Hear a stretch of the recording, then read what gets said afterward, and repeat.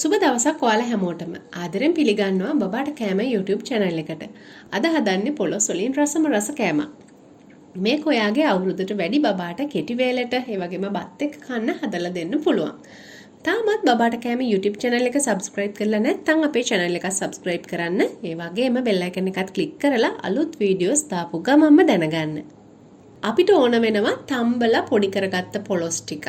ඒ වගේම කරපිංචු කොළ, සුදු ලූණු, පාන් කුඩු ටිකක් සහ ලූණු ඕන වෙනවා. දැන් අපි මේ අරන් තියෙන ඔක්කොම දේවල් ටික ග්‍රයින්ඩර් කප් එකට දාගන්න ඕන. ඔයාට කැමති නම් මේකට තම්බලා පොඩි කරගත්ත කටු නැති චිකන් ටිකක් එකතු කරගන්නත් පුළුවන්. එහෙම වුණොත් මේ හදාගන්න කෑම එකෙන් බොහොම හොඳ රසක් ගන්න පුළුවන්. මම පාන් කුඩු මේස හැඳි දෙකක් තමයි මේකට එකතු කරගන්නේ. අපිට පුළුවන් මේකට බැදි 3-5 කුඩු චුට්ටක් හරි අමු 3-5 කුඩු ටිකක් හරි එකතු කරගන්න. රස අනුව ගම්මිරිස් කුඩු ටිකක් එකතු කරගන්න. ලුණු නම් මම එකතු කරගන්නේ නැහැ. මොකද පොළොස් තම්බ ගන්නකොට ලුණු දාලා තම්බලා තියෙන්නේ. දැන් අපි මේ ටික ඔක්කොම හොඳට අඹරගමු. පොළොස් ටික අඹරගෙන අරන් ඇවිල්ලා තියෙනවා. දැන් අපිට ඕන වෙනවා මෙන්න මේ වගේ චූටි ස්ටික්ස් ටිකක්.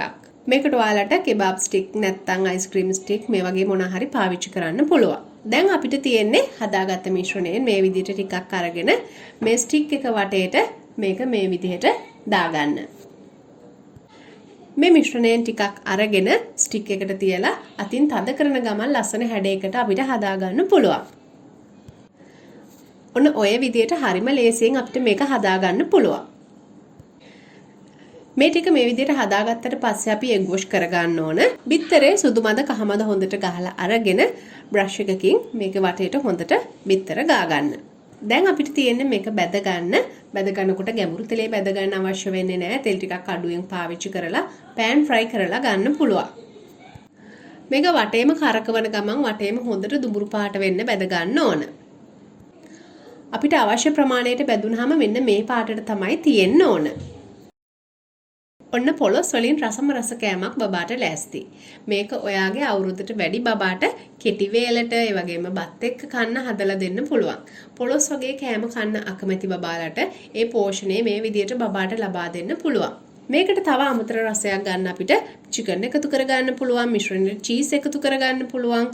මේ වගේ දේවල් වලින් මේ කෑමකට තව වැඩිපුර රස ගුණ අපිට එකතු කරලා බබාට දෙන්න පුළුවන්.